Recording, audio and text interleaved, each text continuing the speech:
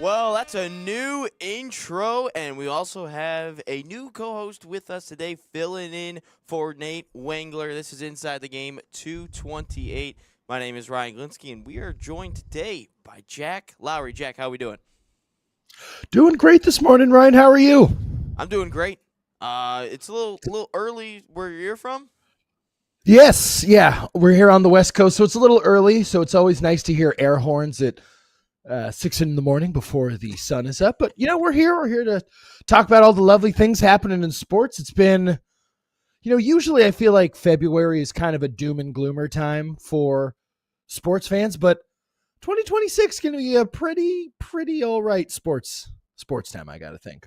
Yeah, I think so too. We got the World Cup and everything going on, and at least for my self personally, my teams are pretty good for a change. Oh, yeah. Pistons, Red Wings, Tigers maybe. But Yeah. Jack, if you just want to introduce yourself, Yeah, of course. where you're from, what do you do, and Yeah, sure. All right, Chelsea. Yeah, so if you don't know me, so I work with National Soccer Network and Sports Nation TV. I think it's National Soccer Network for now. But yeah, so I'm a sports broadcaster that lives in San Francisco. So I call sports for a bunch of different teams. SF City FC, which is a local, I think we're 4th division. It's USL2 soccer. I call Cal, Stanford, Santa Clara Club Lacrosse. I do a bunch of remote stuff here for National Soccer Network. There's a new women's tackle football league that's starting up. There's a team called Golden State Storm that I'm going to be working with that I believe that's Jeff Garcia that's attached with that, but they're going to be playing out in Laney College out in Oakland. That's going to be very fun. Laney College, I'm familiar with that. Yeah, exactly. That's where Coach John, rest in peace, coached. And a lot of different sports on the horizon for me. You can kind of see it here, but just worked for the NFL, did a bunch of hosting jobs for the Super Bowl when it was here in town this past week. So yeah, we're staying real busy. We got a bunch of MASL action coming up. So yeah, sports broadcaster through and through over here. That's awesome. And we'll be talking a little bit about your MASL Muskegon Risers team, and we'll talk about your Super Bowl experience a little bit. But we always like to start the show off with not a sports. I guess sometimes it's a sports topic, but a fun open. I would think so. Fun open. Sometimes it's sports related, sometimes it's not. But basically, you said you're in a band, so my question becomes something I always ask a lot of our coaches and guests that come on this show. What's one concert that you would love to go to? Artist, dead or alive, band, whatever you want to see. What's one concert that you would 100% love to experience? Oh, so I will say that it's basically someone that I haven't seen. Oh, you know what? Shout out to y'all, the White Stripes. Ooh, not Jack White, not whatever, the White Stripes. I've thought about this a lot because we were talking about this off air. My favorite band is Queens of the Stone Age. I've spent time in Michigan because of my Queens of the Stone Age fandom with my friends that I've met on forums in like 2008.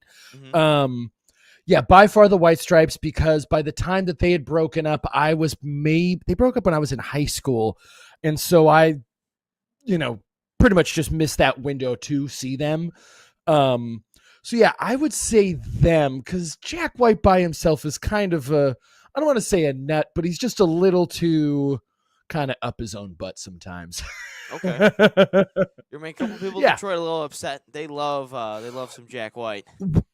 What Jack White does for music, I respect. It's like Dave Grohl for me, where it's like, do I like the Foo Fighters? Absolutely not. But I respect the fact that the Foo Fighters have basically kept rock and roll in relevancy over the past 20 years, while no other bands have been really able to kind of break out of that. That's why, like, there's that band Geese. Like, they're the first band where I'm like, I don't understand this at all. I sat down and watched the SNL performance, didn't get it, but just appreciate that there are teenagers who want to make bands because of this band. It's like, I gotcha. Okay. I appreciate that, but I just nothing makes me feel older than trying to appreciate Geese.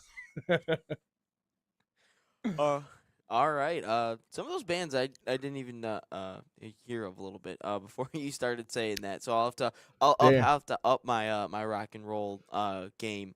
I only really got to know kind of that alternative rock or whatever it was when I started doing pool renovations, because that's all my boss listened to. So that's how I got into stuff. And my dad listened to that stuff a lot too. So I'll have to definitely up my game. But moving on to our first sports topic of the day. Yes.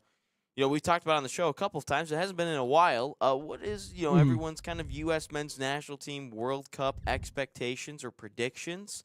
I guess we could change it to expectations. Jack bringing in with his koozie for his caffeine this morning. Yes. Basically, Jack, what are your World Cup expectations for this U.S. men's national team? So the USMNT this year, going into this cycle, is going to be, it's so interesting because, we built up this World Cup cycle for so long. We're obviously, we've had this World Cup. We've known it's been coming to the States forever, and there's been so much expectation for those like me who have been following, this team for over a decade.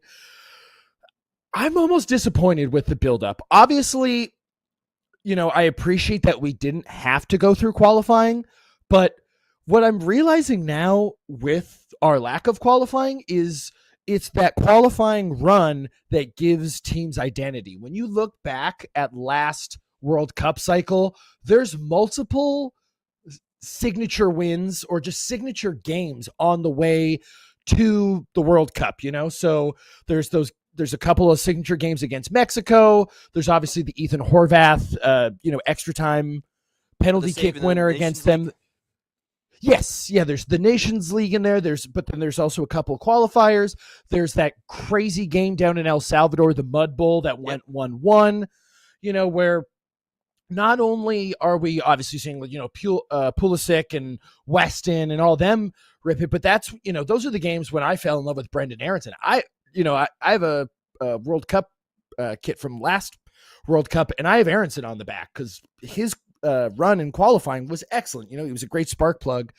Obviously it's great that we don't have to qualify just because there's the risk of us not making the tournament. True. But it when you think about it right now, the U.S. starting 11 is not as clear as day as it was maybe 4 years ago when you just knew basically okay, it's going to be Zach in goal. It's going to be Serge on the right. It's going to be Jedi on the left. Everyone had set places, and it's so weird that the U.S. doesn't have a good goalkeeper really. Matt Freese is fine, but it's not, and I'm not here to say Matt Turner was anything good, because I think we've all seen what happened with Matt Turner.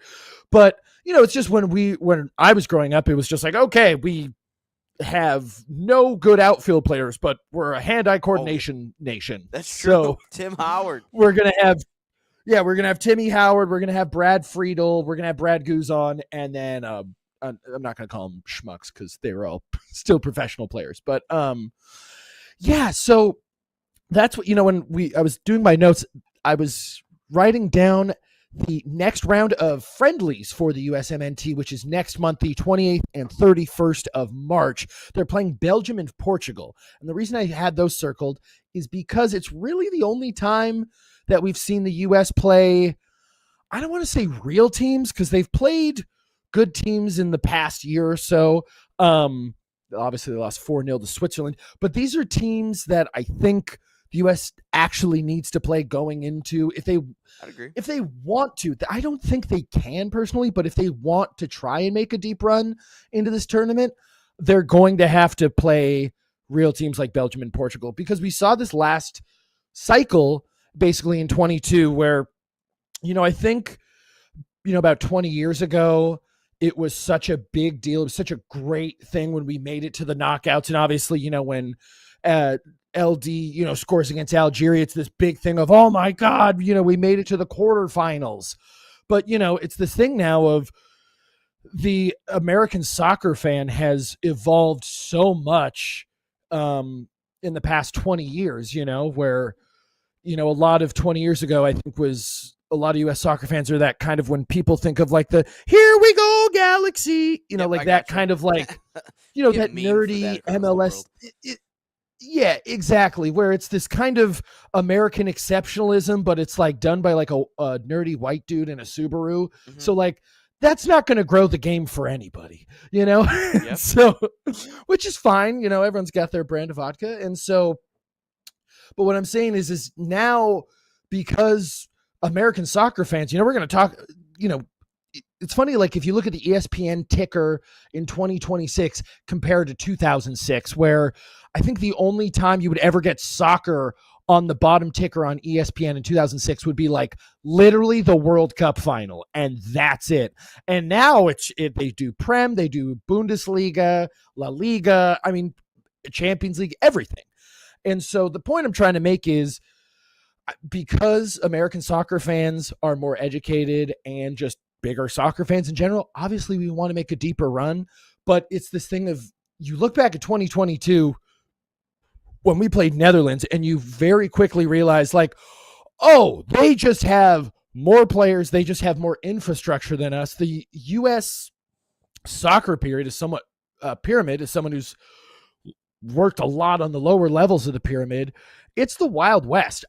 You know this from calling, you know, minor league soccer in America. There is no definitive, you know, structure. I mean, we have basically two leagues competing against one another, you know, with the MLS and the USL. We've seen this in American sports literally for the entirety of organized professional sports in this country. If you look back, when I was just doing Super Bowl experience, they have the NFL museum.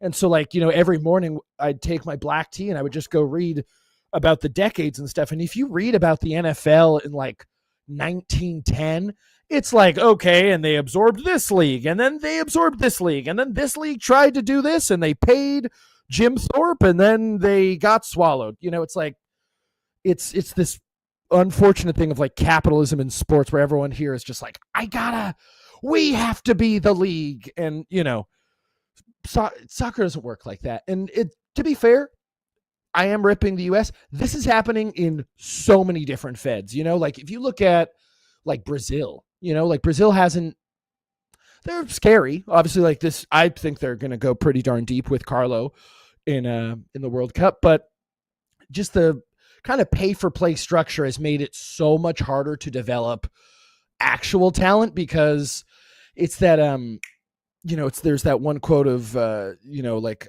how many Einsteins have been, you know, left in created by the poor, stolen by the rich. That's what I was thinking of. Yep. 100%. But it's exactly what I was just saying is like how many Einsteins have withered away in a sweatshop because of a lack of infrastructure and, you know, underdeveloped places around the world. We had off the soapbox. we had Alex Lubianski yesterday, who's part of Detroit Metro coach / GM, some like Jackie Moon type style over there, and he was talking about, you know, how much talent that there is in this country alone, that soccer players that, you know, can't make its way because of how expensive it is, and they're launching their new program where they'll fund two fully funded pathways, basically like a scholarship almost, and that's great. But like looking at the USA, I think from 2022 they've definitely, I feel like, improved player wise, because I'm thinking of all the players that are over in Europe. Oh yeah. Like they've definitely improved, and I think the game is. I think everyone is kind of waking up to it, because like you're seeing USL start to, or at least plan to implement a pro rel system. Yeah, pro rel. MLS still isn't going to do that, and I still think at some point in like, I don't know, 20, 25 years, if the USL continues to just take fans away from the MLS, at some point we're going to see what was like the summer football league, like the summer, like when the NFL. Oh, there have been so many. Yeah. There was the USFL. There was the USL. There's been obviously the AFL merger. That's one I was thinking of. That's one I'm thinking. Yeah. So basically, that's what I think in a you know, maybe a decade or two or so, and what's going to happen. But when I look at the U.S., you know, in terms of the World Cup, everything's set up for them to succeed, because if they win the group, they would play in the round of 32 in San Francisco. In San Francisco, okay. At Levi's. Well, you know, an hour and a half away, but yes. They'll play a third place team, which from whatever groups it is, it's going to be a side that they should beat, by 2 goals or so, just based on Yeah. paper. Obviously, this is just on paper, and anything can happen in the World Cup. And then they get to a round of 16, and based on who they would possibly play, you're avoiding an Argentina, you're avoiding a Brazil, you're avoiding Germany, Spain, France, England, those sort of teams. So if they win the group, which again is a favorable group, I would say, and I think you would agree as well. Yeah. If they win that group, they have a favorable spot to get to a quarterfinal, and ultimately that's where I think this team's ceiling is. I think if they get to a quarterfinal, I think that's job well done. If they win the quarterfinals, anything past that, it's just a plus. But I think it's house money at that point. They can get past that. Ultimately, that's what my expectations are, because looking at the group, Australia, Paraguay, and then I think it'll be Turkey out of that group. That's why I believe. I think Turkey it's probably will come going out to be of Turkey. it. And I look at that, and you know what? I think they can get out of it. I think they can beat an Australia. I think they could beat a Paraguay. And I know Turkey beat us last time, but I think we can beat Turkey. I think we can, and especially World Cup dialed up. On our we day, can do it. And I don't think they win all 3. I think there's going to be a tie in there somewhere, and maybe another tie and a win. But I think if they can win that group, they can have a favorable spot to the quarterfinal. That's ultimately where I think that their ceiling is. Their floor, they could get grouped once again like Copa America. But I think Pochettino being there instead of Greg Berhalter, I think that they can get to a quarterfinal and not get grouped. No, I totally agree. Like you said, the quarters, I think, is that absolute, I don't want to say absolute ceiling, but you're so right. That's when I think reality sets in. It's what I talked about, like with the Netherlands last time, where like I was thinking that's going midnight. Yeah, exactly. Because I was hyping myself up so much for that game, because I remember here it was like at 6 a.m. and it's the classic thing for like someone like me who's an outlaw all 4 years and not just in World Cup years, where usually my outlaw bar in San Francisco, there's 5 of us there for the games against Paraguay or whatever, and then you go to the round of 16 and there's literally 600 people in the bar, and you're like, I don't want to listen to these idiots and stuff. And so it's like the kind of grand accumulation of everything. Like I remember it was the classic thing of, there's just drunk people who just go there to get drunk and just be like America and stuff. And like I remember one of them's like, start a chant. And then I start actually doing soccer chants, and they're like, we were hoping for like USA. Did you go full like England chants and where? Oh yeah. Well, so my favorite outlaw chant is basically the Wu-Tang chant, which is "Who brings the noise? Who brings the ruckus? USA ain't nothing to f with." Obviously I'm not going to say that on air. Right. But yeah, and then USA ain't nothing to f with. USA ain't nothing. Yeah, that's my favorite one. Okay. Because it's like we're such like the thing that Americans like. I remember last World Cup when we played England. I was down in my hometown down in LA, and there's a bar in my hometown that used to be owned by George Best back in the 70s and 80s and stuff. And so it has a very big, there's just a lot of expats in my area. There's a lot of expats in LA just because of the sun, basically. And it was so funny because there's this little hub of like 15 expats in the back of the bar, and then the rest is Americans. And, these dudes it's full-fledged songs, about us, about our president, about the thing, like, it's a whole story in the song. And do you know how we respond? USA, USA. And it's we gotta step up our chant game. No, that's what I'm saying is like we have most of the world steals our culture. All right, not steals it, especially since most of our culture is stolen. But anyways, it's this thing of like, Seven Nation Army is an American song. That is our song. You know what I mean? Like one of my favorite things, like I've gone to so many USA Mexico games, and someone growing up in LA, like that's always just a very fun rivalry for me. I know it's very heated for a lot of people. For me, it's always been a very fun, jovial thing. And so like I remember one time going to the Gold Cup final at the Rose Bowl. It was the one that the U.S. lost in extra time off of that crazy had, volley. They won like 4-2. Chicharito scored a really good one. It was 3-2, I believe, because that's the one where Bobby Wood equalizes in like the Oh, 85th. okay. Oh, you're saying that one. Yeah, Okay. yeah. Okay, I got you. I got That what was you're at the saying. Rose Bowl where it was 90,000 people, 97,000 Mexico fans, and then like the strip of outlaws that were in the middle. But I remember we're pulling up in my like 98 Honda Civic into the Rose Bowl parking lot, which is the worst parking lot in the world. And I remember like everyone's just booing us on the way in. And I was like, how do we psychologically get these fans? I was like, what's the best American export? I was like, Star Wars.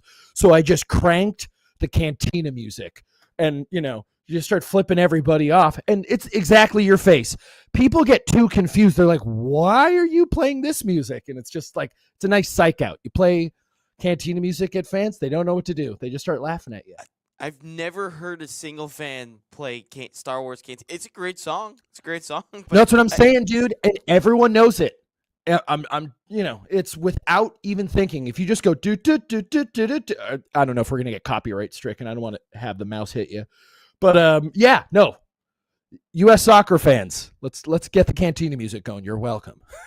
So when that's our theme music for for the World Cup, just blast some cantina music.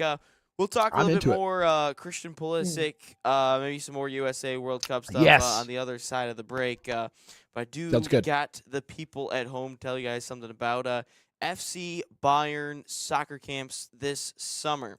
FC Bayern summer camps are a proud sponsor of the National Soccer Network, fostering football excellence across North America. Open to boys and girls of all skill levels, FC Bayern camps deliver elite training inspired by FC Bayern Munich's world-class philosophy. Select your city and start a promising soccer path. And right now, save $30 on registration by using promo code BayernNSN30 or scan the QR code on your screen. Learn more at fcbayernyouth.com.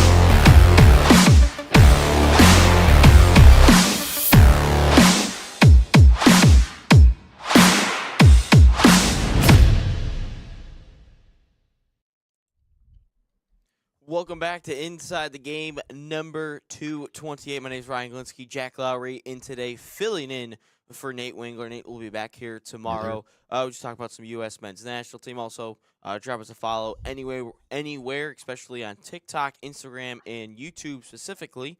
Why? Because we're doing the World Cup countdown, 120 days until the World Cup. That just started yesterday. We're 119 days away, so 119 will drop today at 4 o'clock. Yesterday's moment was Emi Martinez's save right at the end of the World Cup 2022. Oh, Koulibaly. It's a great one. Arguably the greatest sporting event I've ever seen. That's got to be higher. Oh, man, dude. That best final of my life. I would agree. Love that game. I think from a neutral standpoint, I would say that is probably the best sporting event I've ever watched. Oh, yeah. That is up there. Maybe Game 7 of the NBA Finals, Warriors Cavs. Maybe this year's World Series Game 7. Yeah. No, I'd still say the World Cup. I'd still say the World Cup final 2022. It's definitely up there. I think the only thing that has ever given me more of an emotional response growing up as a diehard USC fan, the USC Texas game, the Rose Bowl in Ooh, that's a good 2006, one. which it was the saddest. It was the saddest moment of my life, legitimately. I remember my dad was a sports writer, and so I just remember I was sobbing on the kitchen floor, and I just remember him going, "Jack, I know this means nothing now, but that's legitimately the best football game I've ever seen in my whole life." It's just like, It's true. thank you, Dad. You just won 2 national championships before that. Why are you crying? And what one of the things he explained to, he goes, Jack, we had to cheat to beat Notre Dame to get here. So because the Bush push was that year. Push. Yes, the Bush push, which now now it's legal, but we didn't really talk about what we expected from the men's national team. We kind of talked about what their ceiling was. Yes, but what do you think the U.S. is going to do in this World Cup? We talked about it. I think the ceiling is quarters. I think a lot of it predicates on, and this is how we can transition into a little bit of Premski talk, which is it's all about injuries. The thing is with our men's team is that there are such good players at the top, but they can be so injury prone at times. Like we love Christian Pulisic. When Christian Pulisic is healthy, he's one of the best forwards in the world. Tyler Adams is a steady hand in pissed. Exactly. Oh yeah, exactly. I mean, to be fair, like Chris has been arguably the best player in the Serie A this year, but once again, I remember my college roommate who he used to play for the US I think it was up to under 16s. But anyways, he was talking about it where he's like, if Chris is like arguably the best player in Serie A right now, but if Chris is your best player in the league, that might not be a good thing for your league, which I guess kind of transitions well into like what we were going to talk about, which is perhaps Pulisic coming back to England, maybe going back to the bigger pond. Yeah. For sure. I personally think for the U.S., real quick, I want to say the quarterfinals will make it so bad. Like, I really want to see that. But I'm telling you, because, like, it's set up for them to succeed so much. Like, you can't hide it. You can't hide it. Yeah, it's like Korea in 2002. Yeah, that is actually one of our World Cup moments in the 120. Is the game against Italy. Made it. Oh, and North Korea was in technically one of the moments too from like way back in the day. But anyway, I still think they're gonna mess this up. I really do. Yeah, I think they'll get out of the group. I really do. I think they will. But something tells me I think they'll win around a 32 game. I think, but it's gonna come like we're gonna get some lucky break, some lucky call because we paid the refs or something, and then I think I think we'll get humbled in the round of 16 again, like we normally do. I think that's how far we end up actually going. I think because on paper it feels like we should just go win the group and then move on. But I think we're gonna lose in the round of 16. I truly do. I think that's what's gonna happen. I think. I mean, Poch is fine. I really don't personally. This is purely armchair stuff, but I wanted them to go out and go get Jose Mourinho. I think Jose obviously is, he's not a great sustained coach. Jose is great for making your team be the best team it possibly can be for like 18 months. He's kind of like Antonio Conte, where like he is such a like player to a Chelsea manager here. Yes, exactly. It's just like, and then like after a while, all the players are like, this dude is insane.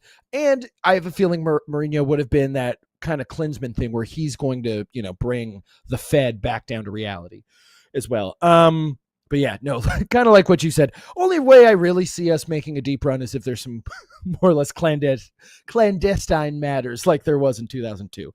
But yeah, we won't get on to the integrity of the game. I'm sure it's going to be a very fair tournament for everybody. Like it always is. Like it always is. We all love FIFA. But yeah, no, I that you bring up a really good point there about Jose Mourinho. I feel like Mourinho is like the perfect manager for a international side. Like I really do because the players aren't there. They don't, interact with. They obviously interact with the manager, from time to time, but you're not in that same setting, that same environment Yes. for an extended period of time. And you're only with that manager for when you're in a camp for a week Couple and a weeks. half, 2 weeks. But then obviously with the tournament, you're there for a month. And I feel like Mourinho is the perfect manager for that. So that's a really good point. I think Jose Mourinho would make a really good manager for the U.S. men's national team. And would he be better than Poch? I don't think. The only difference is I think the federation would have thought Poch would make a really good face, I guess, for the men's national Exactly. team. I think Mourinho, that's the whole thing. If we're looking at him to be the U.S. men's national team head coach, he would not give a shit about the Miracle on Ice. He wouldn't care about showing up to Columbus, Ohio for an Ohio State-Texas football game. He wouldn't care about showing up to a national championship game for football or basketball or whatever Poch is going to be a part of. Or doing a social media post with the New York Rangers about what's better, this or that. No, he wouldn't care about that. He'd show up, do his business. All he'd care about is soccer. Complain about this, and that, and then all of a sudden the U.S. Federation would be like, oh, my God, we're doing this completely wrong. So, no, I think it's a really good point that Mourinho could be a really good manager for the men's national team, but obviously we went the Poch route instead. But I was just going to say he's also vocalized many times that the only international job he wants is the Portugal job, which he won't get until he also won't get until Cristiano is gone because of their obvious history and stuff. But moving on. Makes sense. But I wouldn't mind Mourinho here personally. Yeah. Same. But anyway, speaking about European soccer and someone who's managed at Chelsea, Jose Mourinho, and a player that's played at Chelsea, Christian Pulisic. He's been linked with a couple of moves to Liverpool, Arsenal, and Tottenham. Tottenham's probably out the door now. But obviously, you never know. This whole contract. I swear to God, if Pulisic goes to Tottenham, I'm just not gonna root for the guy ever again. You can't do that to yourself. Well, of course, that's one of those transfers that if you've ever played FIFA Manager mode, there's those transfers that happen in every save you do. Pulisic to Tottenham has happened in every save I've done for the past 3 or 4 years. I don't know why, but it happens. Yeah, no, you're right. Or the classic David Alaba always went to Juventus, I think. Yes. No matter where you started, David Alaba in the first season always went to Juventus, and then I think he eventually went to Juventus, and everyone was screaming that this was the coolest thing because it finally came full circle. But Christian Pulisic, who obviously has played in the Premier League a handful of years ago, which by the way, COVID Christian Pulisic will never be forgotten. This COVID Christian Pulisic 100%. Might be the greatest soccer player I've ever seen in my life, better than prime Messi, prime Ronaldo. That's what I was going to say is my whole theory for why Chris didn't quote unquote work at Chelsea is purely because of the pandemic. If you look at Pulisic's, like you said, if you were watching the games, if you just look at Chris's stats while he's at Chelsea, while he is healthy, he's one of the best league wingers in the Prem at the time. The thing is with Chris is that I think he's still at Chelsea if what he did during the pandemic happened in front of fans. If you think about it, he has that great goal against Man City that won them that game. He has the goal against Real Madrid and the assist for the goal that put them into the Champions League final.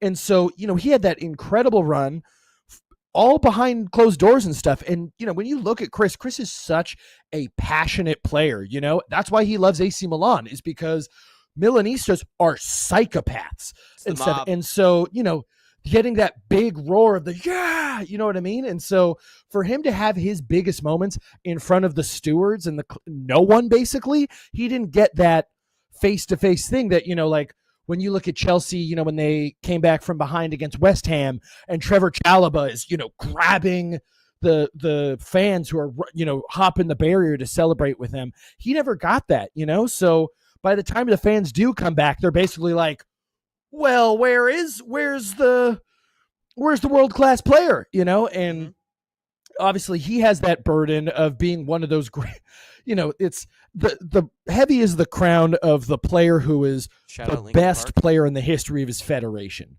You know what I mean? That there's always those random international teams that we've seen for years where, like it's like Hagi, or I forget how you see his name, the Romanian dude in the 90s, where it's like, all right, you got a bunch of dudes who are, professionals, but then there's like one guy who could pretty much start on any squad. And so, Liverpool, I think, is when we think about like the teams that he has been linked to, personally, I think Liverpool's probably the best move for him. Just purely from playing style, I think it would depend on whether or not Mo would leave in the summer. Because obviously I think that would be its own set of pressure to be like, oh, is Pulisic the Mo replacement? Yeah. The thing that I think would work the most with Liverpool is Liverpool over the past few years, obviously they've struggled while they're in sixth place, like 2 points out of Champions League. But it's their ability to plug and play players.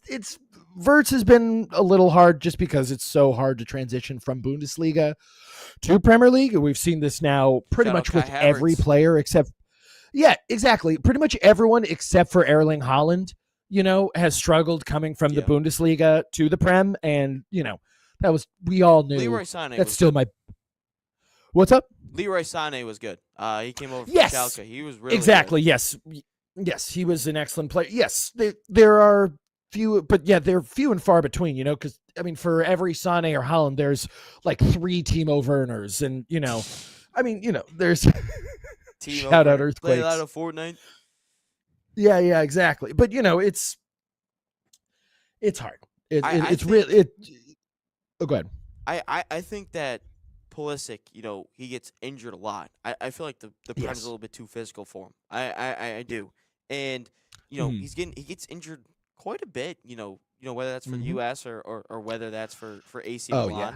I don't quite remember his Chelsea injury record, but it was bad. There was a lot of it. There was a lot.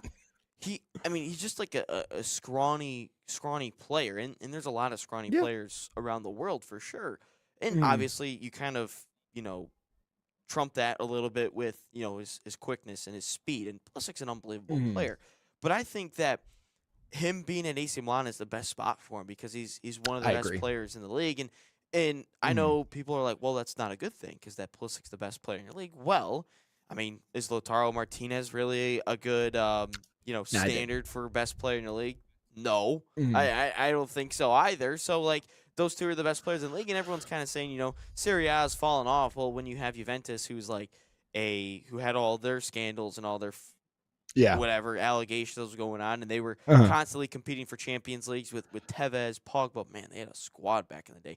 Chiellini, Bonucci, Arturo Vidal, Buffon, unbelievable squad. And then AC Milan and Inter Milan's back in the day as well. But I think Pulisic should ultimately stay. And I know his whole contract, what's kind of been the roadblock is he said back in the fall, is he wants the guarantee of playing in Champions League. Well, the only team out of those 3 that's really going to be guaranteed Champions League at this moment in time and probably Arsenal. At the end of the season is Arsenal. And I'm looking at Arsenal, I'm like, they have to sell a winger or two. You sell a Jesus. You sell a Martinelli. And I think Jesus is ultimately out at the end of the season. Maybe Martinelli, which there should be a study about Martinelli in the Premier League versus a cup game because, like, he turns into Brazilian Ronaldo in cup games, and then he looks like Marouane Shemak in Premier League games. Makes no sense about how the difference is.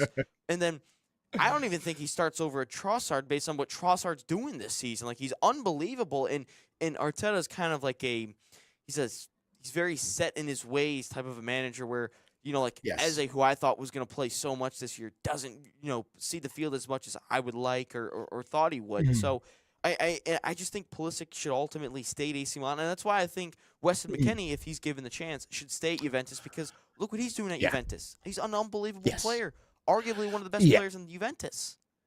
I agree. The funny thing with Weston is Weston has this more like doom cycle in Juve, which is basically he has to play himself into the squad every time they get a manager. How many times over the past 5 to the entire time he's been at Juventus, it's basically been like the new manager's like, find a new club.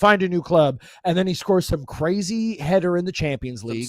And then Yeah, exactly. And then he's back in the squad immediately. And so, yeah, I mean, Champions League minutes are hard to come by, especially if you are, if you're someone like Weston who could play in the Premier League, or you can just play for Juventus, who's a big club. Once again, too, we have to remind ourselves, these are young dudes.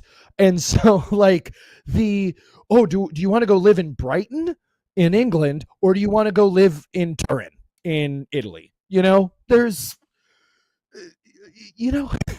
there's Juventus and Milan are incredibly historic clubs. When you get signed to AC Milan, it's not just, people don't realize that it's not just you signing for the club. AC Milan is signed with Dolce & Gabbana. So when you sign with AC Milan, you're getting a tailored suit. They're sponsored by Audi, so they're giving you like a really fancy car. I know there's sponsorships for every team. Yeah. But I'm just saying, for Milan is one of the, like, let's not forget, AC Milan has 7 Champions Leagues, and it's an historic club. Exactly. And so, in an incredible city that's fashion forward, and it's a cool city to live in. Guy.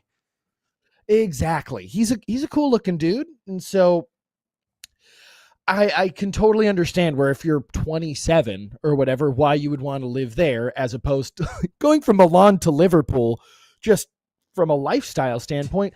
So it's a little different, but I can understand, if you're Pulisic, that you want to have regular Champions League, you want to have steady trophies. Of course, though, AC Milan has lost once this year. They're 14-8-1. They're barely behind Inter in Serie A. So, like you said, it's not like, Milan is the struggling Milan that they were over the past 10 years. Milan has opened up the checkbook more than they have. Milan is the most notorious team for just being cheapskates and stuff, where, like, AC Milan and Chelsea have done a lot of dealings with each other over the past decade or so, and every time it's just like, we'll give you $3 million for Tammy Abraham, and then, like, I'm not kidding. What I found, what Milan will do, and I've learned this just from my buddy over the years, with Milan will be like, all right, we're not paying 20 for Tammy, we're going to pay 10, and then they're like, okay, we'll do 10, and then they're like, okay, we're going to do a payment plan.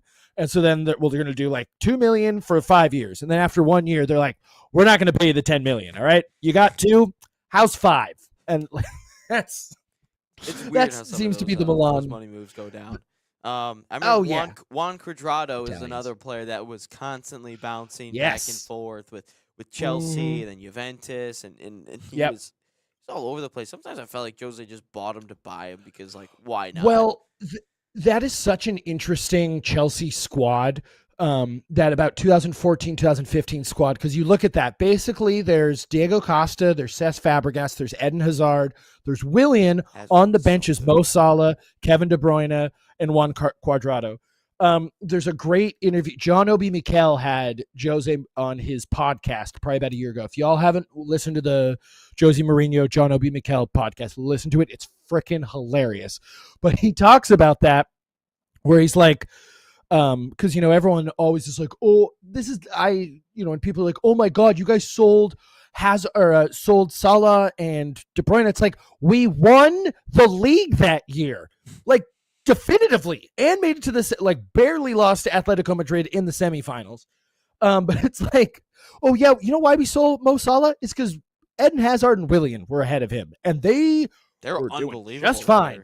Yeah, and like the best Mourinho quote is, he goes, first game of season, I sub on Kevin De Bruyne in 60th minute for Frank Lampard. After game, Kevin De Bruyne look at me and says, I want to leave.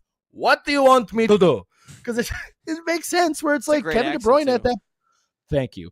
It's from like 22, he's like 22, 23 at that point. And so I totally understand why, we did that with everybody. Oriol Romeo is still playing in La Liga. Like, there's so many of those, like, Chelsea youth people that we basically just bought because of financial fair play in the early 2000s, that, they were, I remember Marco Marin, who was supposed to be the German Messi. There's all these, like, random little dudes and stuff. So yeah, I mean, to be fair, I loved Mo Salah, because he was on MASL. Chelsea was that classic thing of we won the Champions League in 2012, and then the year after we get bounced in the group stages. We don't even make it out because, remember, we were the first team to win Champions League and Europa League back to back. But the reason we won Europa League is because we came in third place in our group, which, back when there was group stages, whatever. But the two teams that we lost to in the group stages were FC Basel, Mo Salah scored in that game, and Shakhtar, who had Willian, and he scored on us. And so that was a very fun time. But, we're just buying all these young players and stuff where it's like, oh, Eden Hazard, for like 40 or 50 million. People don't realize too in that window that Chelsea has that sneaky, they buy Cesar Azpilicueta for 8 million for Marseille. And, to get your club captain for 8 million and, for what, 2 Prems and a Champions League and a bunch of other trophies. It's not too bad. I'm just kind of going on my Chelsea youth thing, but, fine. Yeah, just the point I was making is people always give that Chelsea squad a bunch of crap for being like, oh, they sold all their great young players. It's like, because they were the best team in England by far at that time. Like, I know there's the top team rejects. I mean, look at Cole Palmer from Man City. He was a Man City reject. Exactly. And we're going to look back in like 5 years and we're going to see, wow, Man City let him go, him go. So no, exactly. Honestly, if you're a big club, it's a good thing that you lose a top prospect or so once or twice to turn into superstars, because it shows how good your academy was at the time. We're gonna step aside for a moment. We'll talk.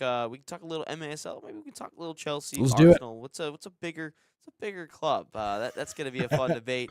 But again, we're talking about soccer camps here this summer, and here's another one. FC Barcelona. Barca Academy is a proud sponsor of the National Soccer Network and the official academy of FC Barcelona in the United States.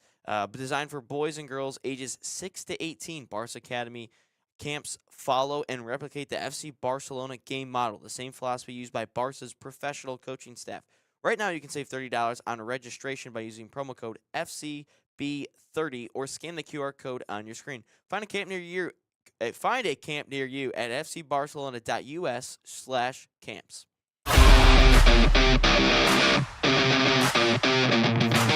In Barca camp, I sing my song "Grown" on and off of the field.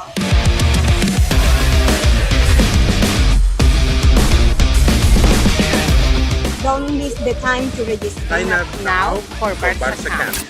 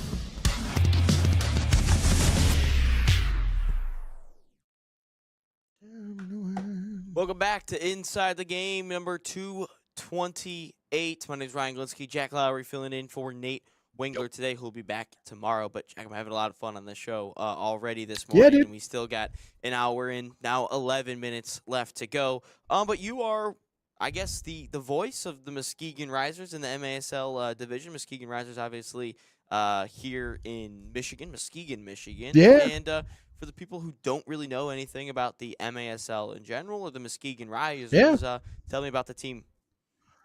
Yeah, so for those who don't know, the MASL, as you see the highlights there, is the Major Arena Soccer League, which is the MASL is, like I said, it's for, I think, smaller markets, and I think it's a really great family product. We see this here as the Risers are a really good team. They've played about 3 games so far. They played against Kalamazoo United. They also played against Detroit Waza Flow, I think is the name of the other team. super fun.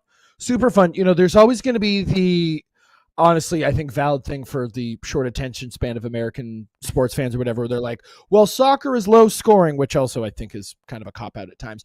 But I mean, as you can see there, this is, it's a 4-quarter game. This is the second quarter. It's already 4-1. Number one, Muskegon's been kicking people's ass. But I liken arena soccer a lot to hockey. As you can see, there's the boards there. So it's pretty up and down. I think it's pretty much just 5-a-side at this point. So it's a very, very fun product. Obviously, this is speaking of Pulisic, Mark Pulisic, his dad was I don't think it was MASL, but he played arena soccer in the 80s and stuff. So this is, a pretty American soccer product. We've had professional arena soccer here in the U.S. for quite some time, and it's been an increasingly growing sport. Muskegon has a very fun product. They have 3 brothers playing on the same team. You can see here, I love that you can bounce off the boards and stuff. It just brings a different layer to the game, just because soccer can be a little bit more of I don't want to say a thinking man's sport, but it's just a little bit more patience, and this, satisfies the ADHD and I think all of our modern 2025 brains. the short attention spans. Yes. Yeah, no, it's great to see like these smaller teams, smaller markets, like you mentioned, have a team to represent them a little bit, because Muskegon, obviously on the west side of the state, you have the Michigan Whitecaps, but and I guess the Grand Rapids Griffins, the hockey team that's affiliated with the Red Wings. But outside of that, you don't really have a whole lot over there besides like a couple minor league baseball teams in the summer, and the one hockey team, and all that fun stuff. But no, and my uncle and cousins have actually gone to a couple of these games. I think last year. I don't know about this year, but I know last year they went, and they said it's a blast being there. So make sure you are paying attention to Muskegon Risers, because I put their highlights up on our Instagram and YouTube or whatever, and like I look at the scores and I'm like, I gotta double check this real quick. Is this actually the score? Because it's so actually 16-4. And I think the reason why people gravitate towards American football so much is because of how high scoring it is. But if you really think about football, that they just be adding imaginary points to add imaginary points. Yeah, it's not 28-14. It's 4-2. Yeah, exactly. It's very silly how it's kind of how the American brain works. But no, it's the MASL is another great example of that. What I believe the true spirit of soccer or football or whatever you want to call it is alive in America. I think personally, I really don't like the MLS that much, just because I think it's a pretty sterile league. I think there's not a lot of culture or character, and I find that a lot of the culture that the fans have created is low-key really cringe. And so you get a lot more of the authentic world experience for soccer in the USL and the MASL. If you watch a Risers game, whether it's the men or the women's side, they have a dedicated fan section. There's dudes with drums. There's dudes to take that shot. Oops, kept the volume up on that. Now there we clipped go. up off the wall. Clipped up off the wall. But yeah, their women's team is also really good too. But yeah, no, like I said, it's, if you want that, if you wondered ever like, oh, why don't we have the authentic fan experience in America that, you see with European sides, they're there. It's just going to be in these lower division teams. And the Risers are a perfect example of that. Because at the end of the day, I think people just want to be proud of who or where they're from, because most people are proud of where they're from, And so like with SF City, the soccer team that I called out here in San Francisco, our jersey sales went through the roof when our main kit sponsor became Muni, the local, our bus system, basically, And so we paired up with them, and then that creates this whole civic pride, because there is civic pride in San Francisco for taking the bus. So it's like, oh, like it's in the same way that, a lot of people love wearing like Costco or Kirkland brand stuff. There's almost this badge of honor that's of your frugality. You know what I mean? Of like, no, I celebrate my Costco. I'm not hiding that I'm frugal. I love the fact that I spent only $15 on my Kirkland jeans. I like a good deal. Yeah, who doesn't love a good deal? But exactly. I think you're right because here in Michigan we don't have an MLS side. We of course have the Lions, Red Wings, Tigers, and Pistons. But our soccer team here in Detroit, well, I guess there's a couple: the Detroit Metro, Detroit United, and Detroit City FC. Obviously, is the biggest one in the USL Championship. But a couple of years ago, I went to my first game, and it was, I would say every seat was filled. And then I went to another one, and again that was an Open Cup game, so it's a little bit different. And at that time, people in the stands were like, dude, this is like playoff sports in Detroit. We don't have this. And at the time, we didn't until, 2 years later, the Lions are making a run. Now the Tigers and the Pistons and the Red Wings are all doing the same. So at that moment in time, everyone's like, dude, playoff sports in Detroit, sign me up. And then anyway, and then we get to, I go to another like regular USL championship game, and it's like there's nobody there really. It's like, half full. And then all of a sudden, I start looking. Last year I started watching some games, and it's all full, and it's just a regular season USL Championship game. And now they're buying a new stadium and creating that. So yeah, 100%. I think the smaller communities are so great. I do want to fit this in before we get into the 10 a.m. a little bit into our second hour here of who's the bigger club, Arsenal. Oh yeah. Chelsea, and I think it's a really good debate because I've seen it all over the place, and obviously. Everyone knows I'm an Arsenal fan, and you're a Chelsea fan, and I think carefree. You look over the history of everything.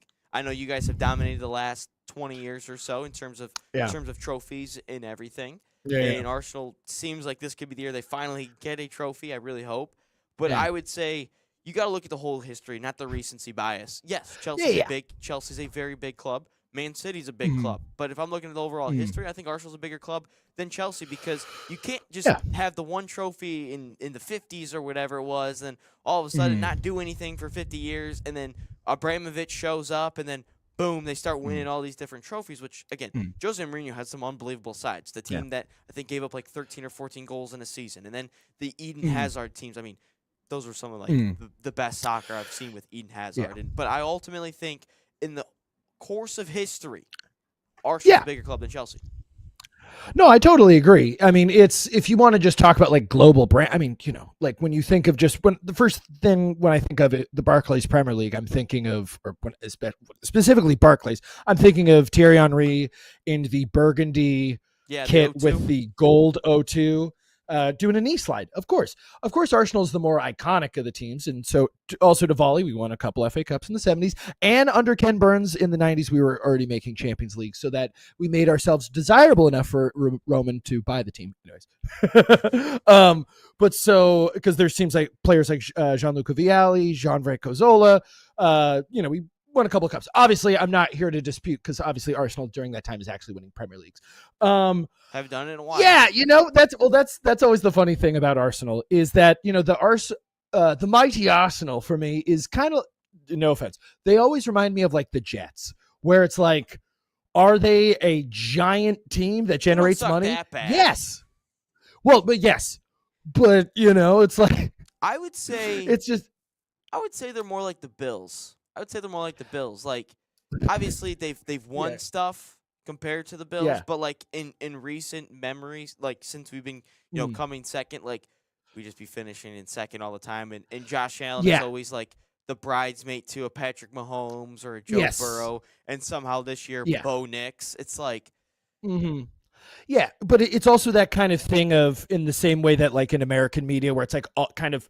They have to kind of talk about the Jets and the Giants where it's I kind of feel the same way about exactly. And I mean obviously they're first in the Prem, so they should be talked about right now, but there's always going to be, whether they're in first or they're 12th, that Arsenal is always going to be one of the first things that people talk about the Prem, because they're obviously one of those classic teams that I think it's better for the league. I think it's better for soccer in general when Arsenal is good.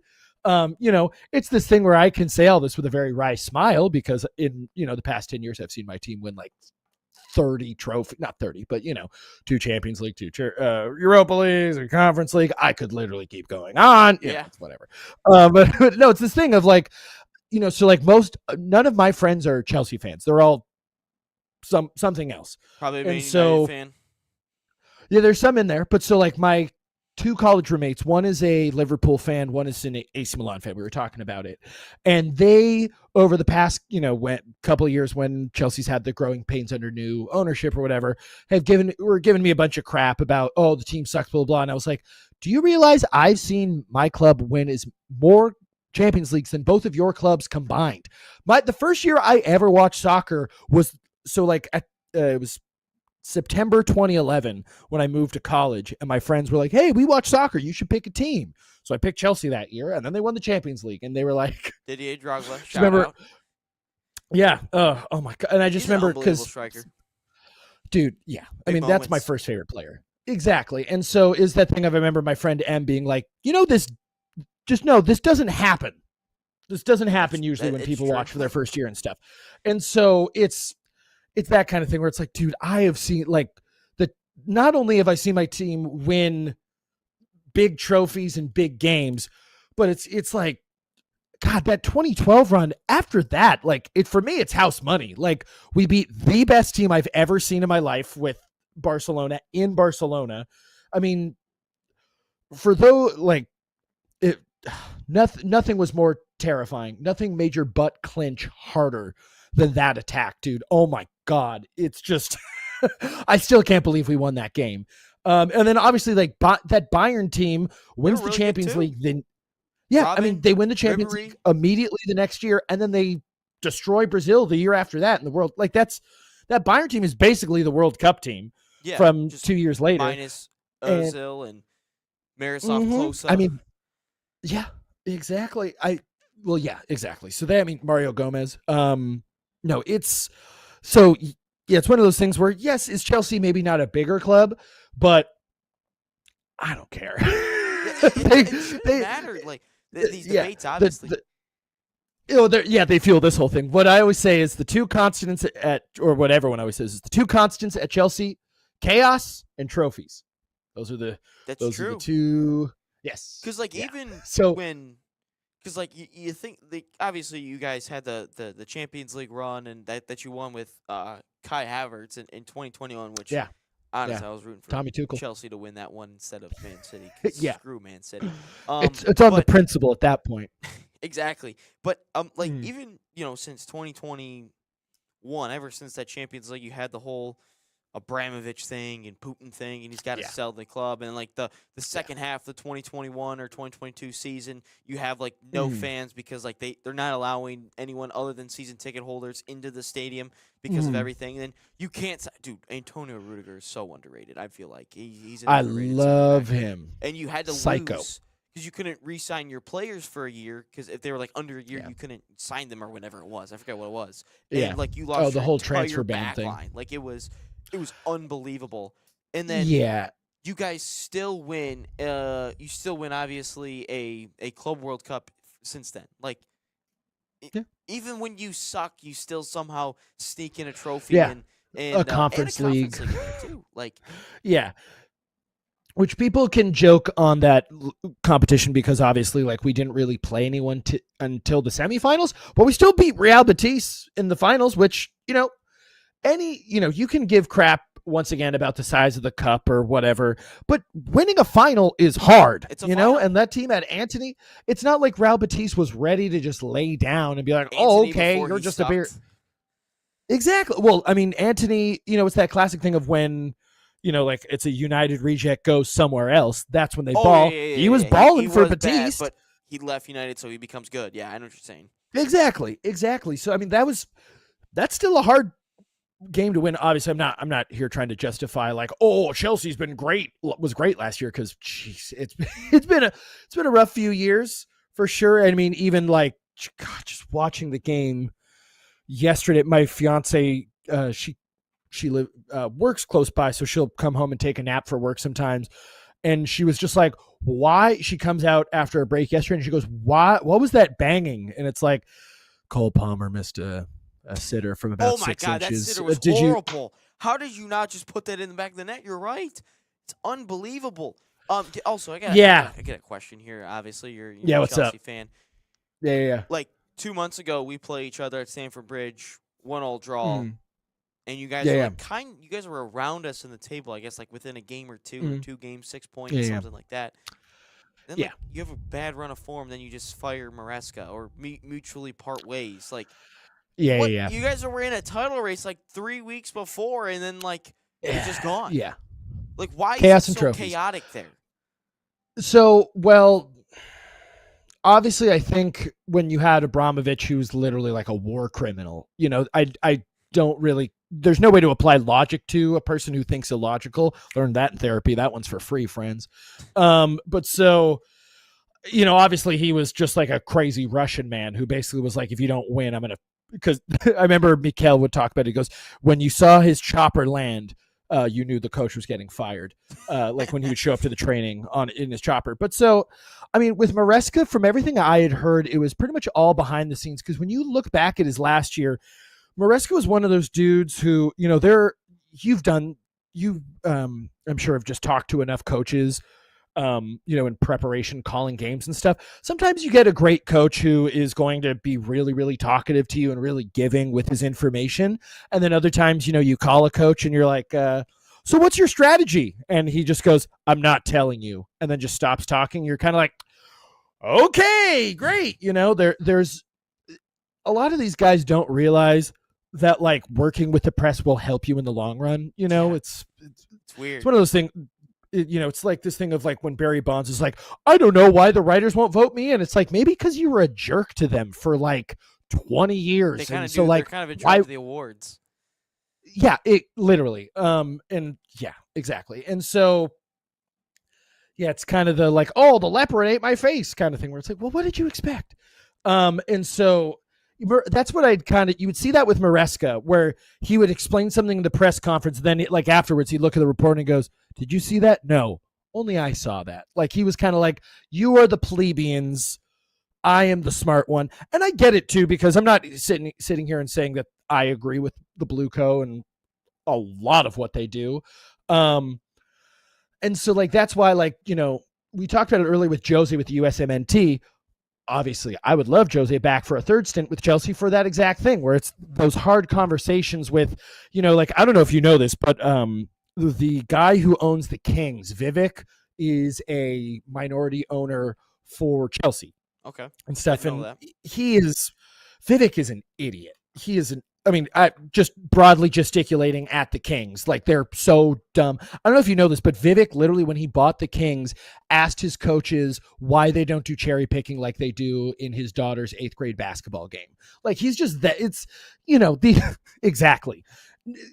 These owners sometimes are just like, well, why don't we do this? And it's just like, they just want to keep the trying professionals are find the perfect exactly. formula, I guess. And before we go to break right now, I do agree with you. I was a PA announcer for women's volleyball at Central Michigan, and I was always in charge of trying to get the lineups because they never wrote in the lineups, and exactly. I'd go up to the opposing coach, and they would give them to me like 10 minutes beforehand so I can write it down, make sure I'm not wrong. And CMU, I'd go up to the coach and like, you have 5 minutes before like they have to be in no matter what. Yeah. And I'd go up 10 minutes beforehand, like, hey coach, you have your lineup, and he's like, no, I'm still thinking about it. I give me a couple minutes, and I'm sitting there, I'm like, I could give 2 shits who your lineup is. Just give me the list, give me enough time to say it, because I know you're gonna get mad if I say something wrong. But just give me a little bit extra time. And it's like funny, it's the same lineup every single time. But that's it's also too, it's like, I don't care about the starting lineup. Give me the roster. I just want to know their names. Okay. Exactly. Exactly. Especially like a lot of dudes will always think that they're, king of what mountain or whatever. And it's like, dude, you're the head coach. Like, I'm not here to disparage women's college volleyball or anything like that, but it's like, dude, you're the coach at Central Michigan. You're not Bill Belichick. All right. Like, no one is here spying on your lineup. Like there's very few clandestine things are happening at that level. It's coaches can very much get into their own heads. Yeah. All right. That's a good way to Last put it, Vic. camp to tell you about. We'll be talking about Yes. other sports, basketball, NBA. Beef Stew gets a suspension given, and we'll talk about the Lakers, Dodgers, baseball, all that fun stuff. But last summer camp to tell you about, it's Man City. Manchester City soccer camps are a proud sponsor of the National Soccer Network, bringing world-class training inspired by Man City's global football philosophy to players across the United States. Open to boys and girls of all skill levels. These camps focus on technical development, decision-making, and playing the game the City way. Right now, you can save $30 on registration by using promo code MCNSN30 or scan the QR code on your screen. Find a camp near you at usacamps.mancity.com.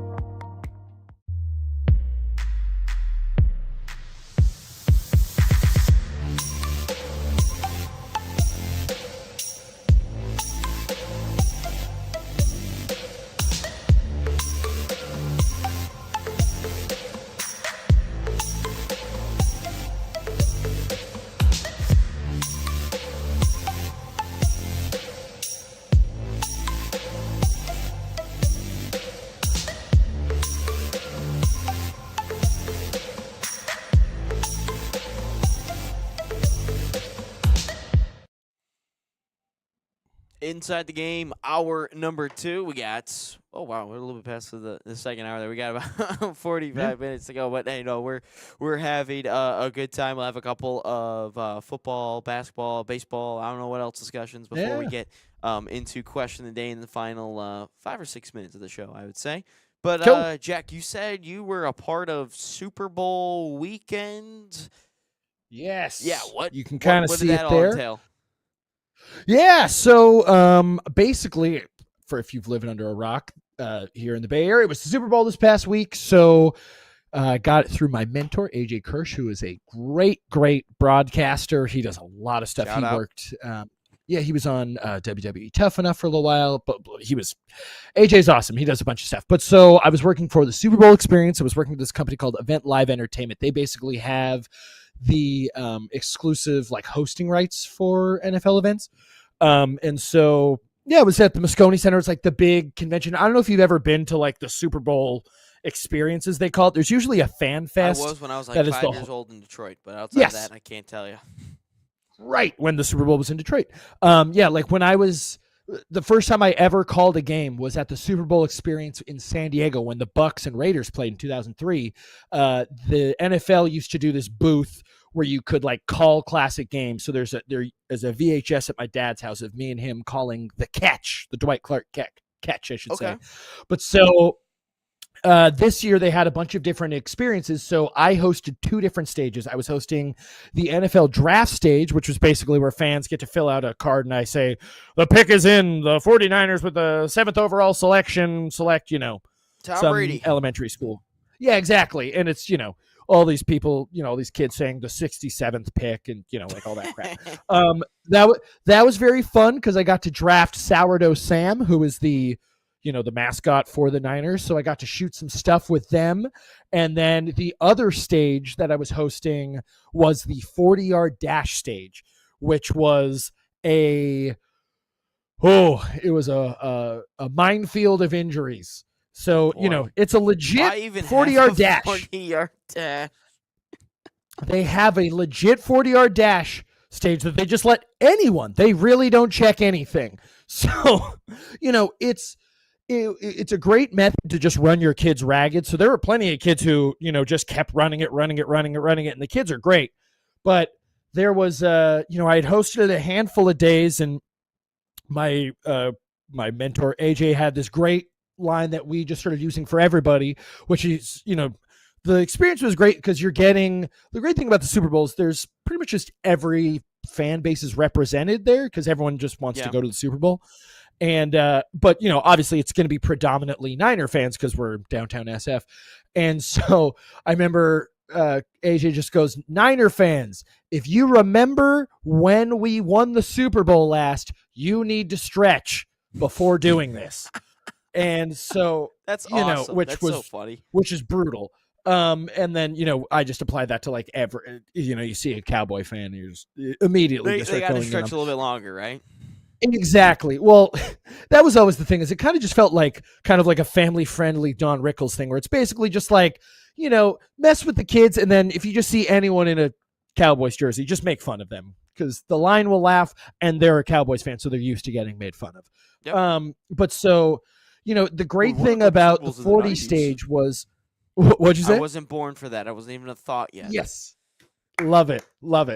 But so most of the injuries, couple popped hammies, couple rolled ankles. Most of it was like super top heavy dudes, like getting down into a 3-point stance and trying to, explode out of the block and then just taking like 2 steps before, bouncing off of the turf. I will tell you now, the not grossest, just the most wild thing which happened, which was, this is on Saturday, last day of the convention. And like I think I told you, it's mostly kids doing this, teens, and then, there's some dudes who are trying to basically be Uncle Rico and, relive the glory days. And so the ball in the mountains over there. Yeah, trying to throw that ball. Yeah, I could throw a ball a quarter mile. But so, the cool thing was at the end of the dash were these crash pads. So after you ran, you didn't have to slow down. You could just kind of jump and dive into the crash pad. But so this one guy goes, and we had 2 announcers, one at the start, one at the end. So I was at the end, to see, who won. And so the race is over. This guy's like in 3rd or 4th, but he's running and he's like full sprint.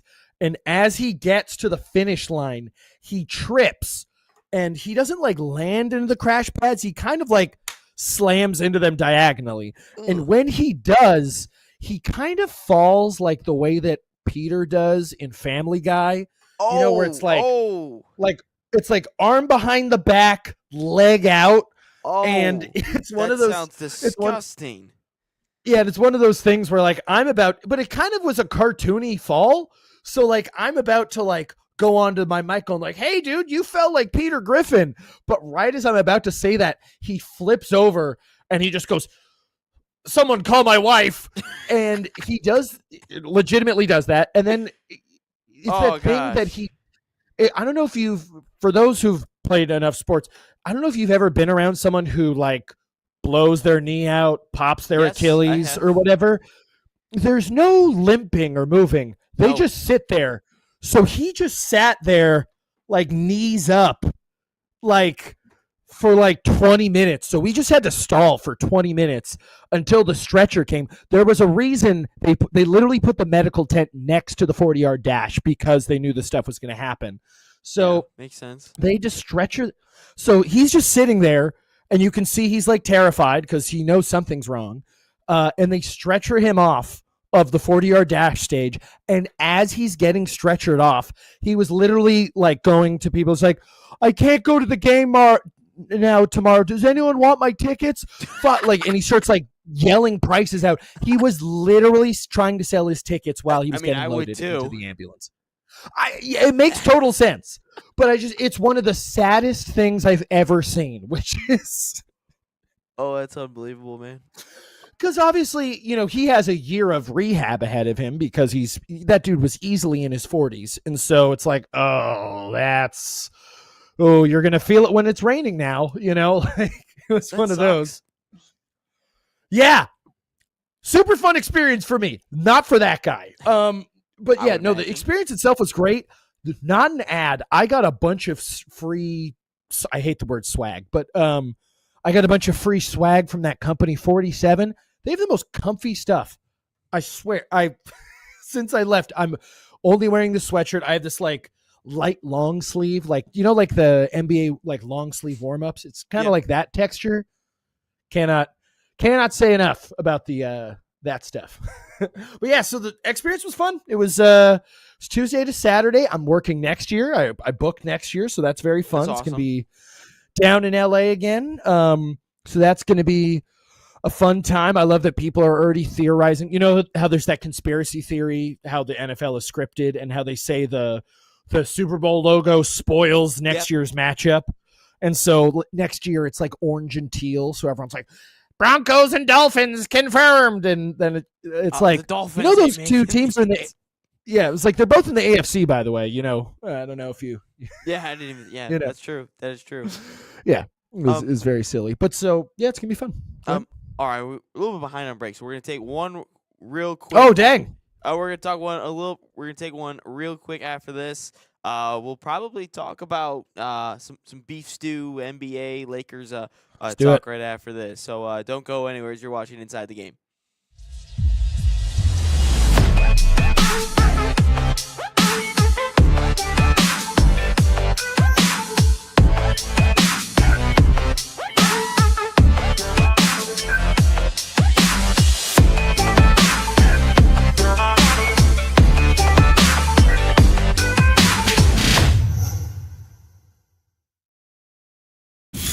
Experience the thrill of the game like never before with NSN's Game Rewind. Dive into full match commentaries enhanced with cutting-edge dynamic graphics, letting you relive the highs and lows of your favorite matches in astonishing detail. Whether it's a championship win or a legendary play, NSN Game Rewind bridges the past and future with a broadcast experience designed to captivate. Call 586-304-4405 and start watching today.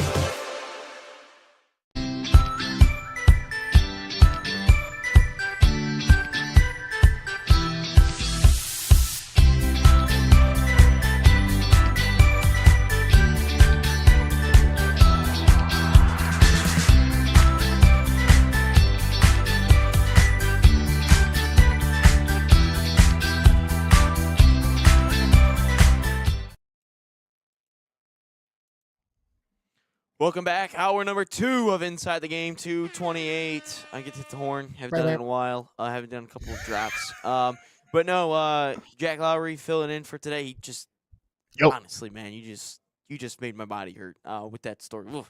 The way you said Peter Griffin injury, I knew exactly the image that popped in my head. It paints a picture.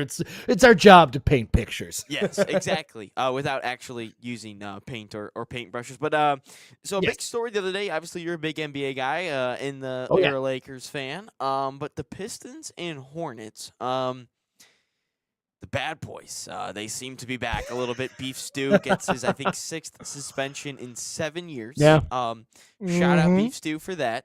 But yesterday he gets a 7-game suspension. Miles Bridges, Moussa Diabate get 4, and Jalen Duren gets 2. Got 2, yeah, 2-game suspension. But are you, as you watch the NBA so much, are you big into like these brawls that happen, or you just want to see the best in the court?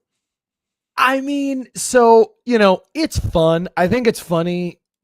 This is just a personal thing. Obviously, like, I think it's bad for the game. But, I think it's funny that it's Isaiah Stewart has the – like, it's – especially, too, because, like, if you look back at the Isaiah Stewart LeBron thing from a few years ago, when that happened – that was horrible. It was just so surreal when it happened, where it's like, why would you go after – like, LeBron's – like, I don't know if you've ever, like, physically been around LeBron, Ryan. He is so, like, obviously he's tall, but, like, from chest to his back is, like, so much. He's the most, like, giant I used to work for the Dubs, and so when the finals would come, you'd see him on the court, and you're like, oh, like, it's not just, like, the height. He's just, like, this giant man in, like, from every angle or dimension. And so I've always appreciated that, Stewart, like, obviously he's a big dude, but he's almost reminded me of like a Chihuahua or something like that, where it's like he's just always picking a fight, And so it's not even like the Draymond thing where, Draymond can just do like knuckleheaded things where he's just kind of like elbow you in the trachea for no reason. I love it for Stewart where, I think he's going to be one of those guys, I'm sure, as you're a Pistons fan, where it's like when he's on your team, you'll love him. When he's off your team, I think you still love him. He's not even like a Dylan Brooks where it's like even hateable. Like at this point, I just love that he's consistent. It's because it's the same thing as the LeBron fight where you think that the thing that it's over, and then all of a sudden you see him come out of nowhere, and you're like, why? So a lot of Detroit media thinks that he got lucky in the amount of suspension that he got. That he only got 7 games because the NBA has first off, Beef Stew's behind the 8 ball in terms of any fight because of. And the NBA already stated it's his reputation. That's why he got 7 games. Yeah. But they have a zero tolerance policy of, benches clearing brawl and of him jumping in the fight that wasn't really his. And yesterday, as I was calling the high school hockey game, there was like a fight that's about to break out with like 3 different fights going on, and I was like, oh my god, it's about to be a brawl, and I say it on air, and then it just cuts out right before the feed doesn't cut out, I should say, but everyone just stops, and I'm like, I just prematurely said it's a brawl, and I said on air, I was like, yeah, I was watching the Pistons Hornets live the other day, and I just really wanted to see another brawl, but. Yeah, no, curse the commentator. It's like the Pistons have a reputation of just fighting and of just in time. Like that is if you look at the history of the Detroit Pistons, that's their reputation. Shout out Dennis Rodman, shout out Bill Laimbeer, Rick Mahorn, and then Ben Wallace. Then you have Malice at the Palace, obviously. But it's like, yeah, these fights happen. But as a Pistons fan, it's like, you expect a massive brawl at some point in I was at the Warriors Pistons game last year because I finally wanted to see Steph Curry play in person because I think he's the best point guard of all time. And all I see is Ron Holland square up with Draymond Green, and I go, what is happening? You're a rookie, dude, and you're squaring up against arguably the biggest crash out in the NBA right now. It's Draymond Green. Why are you trying to square up with this dude? And then seeing the fight happen, and I see it happen, in real time where Duran and Moussa Diabate get into each other, and I'm just like, well, it was kind of building beforehand anyway. And then they get separated. And the best thing about Pistons fights are, and then even the Red Wings fought a ton too. I worked with Darren McCarty a couple of times, and he's awesome. But whenever the fight happens with a Pistons player, right when you think it's just going to end and nothing's gonna happen, all of a sudden it's like WWE Royal Rumble. The theme music comes in, and all of a sudden Beef Stew comes flying in off the top rope. Miles Bridges comes in and he starts fighting. It's like, guys, just stop. But it's so entertaining in the moment, and then you finally see the repercussions. But Beef Stew got lucky; he only got a 7 game. Wrestling name too, but no, you're so right though. Where I mean, because it's funny too, because every headline now is some inflammatory thing. So it's where it's like blank slams blank, whether it's political or sports or whatever. And I remember when Stewart got suspended, ESPN was like, NBA bans Stewart, and so going back to Malice in the Palace, I thought oh, did they suspend him for the season? Which I'm not saying that would have been maybe. Yeah, no, 100%. I'm not saying it was warranted, but I was thinking with the repeated history, I thought it was at least going to be a double-digit suspension. I mean, because it's one thing to leave the bench area, because I get it where it's if you just take a couple steps or whatever. It's no, Isaiah Stewart now has left the bench in a big way, in a Bilbo Baggins way of he's going on an adventure to go swing on someone. It's not because I can get it where, you can talk about teammates I'm looking out for my teammate or whatever. It's no, Beef Stew was looking for some heat, which, love to see it. It's like you said, it's nice to see. I've never been one of those dudes who's I like it when the NBA was more physical. I enjoyed it when teams played more teams and didn't just chuck up more threes and stuff. But I appreciate the physicality and the shout out Steph Curry. The importance the intensity of the regular season, because I mean I'm one of those people that is very much of the thought that they probably need to reduce the NBA by like 20. They need to reduce the regular season by like 20 games, in my opinion. But and then for next year or next time we're on the air, we'll get into Steph first. My opinion, Magic Johnson is the best point guard. Obviously, I have a little bit of bias, but I feel like that's a fun debate in and of itself. Yeah, I think so too. Yeah, but obviously, you mentioned you're a Lakers fan. Did you watch the 03-04 finals? Yes. I fun fact, so I was born in 93, so I went to Kobe's first ever game as a Laker at the the Walter Pyramid in Long Beach, California, because they used to have Summer League out in Long Beach. My dad, I think I mentioned, was a sports writer. He grew up in LA, so he was going to see Jerry West at the Forum, back in the 60s and 70s and stuff.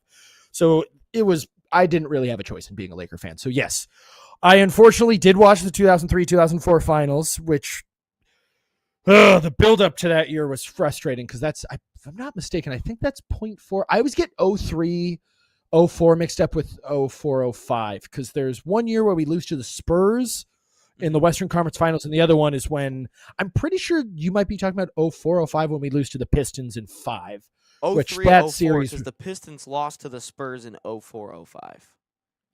Oh, okay. So I'm thinking 02-03. Those years are always the ones where I get it mixed up, where it's like the Spurs win a couple, then obviously y'all win that one.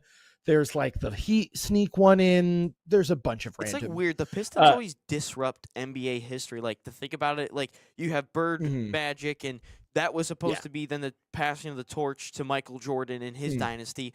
And then in the middle of that, you just have the bad boys who just win 2. And then you have the Lakers and the Spurs, and then LeBron gets instituted in there somewhere. And then it's just like, no, the team that couldn't run an offense against a high school team somehow wins a championship against Shaq and Kobe and all those guys. It's like, it's weird. So ultimately that means the Thunder are going to be in a dynasty. That means the Pistons have to win one at some point during that.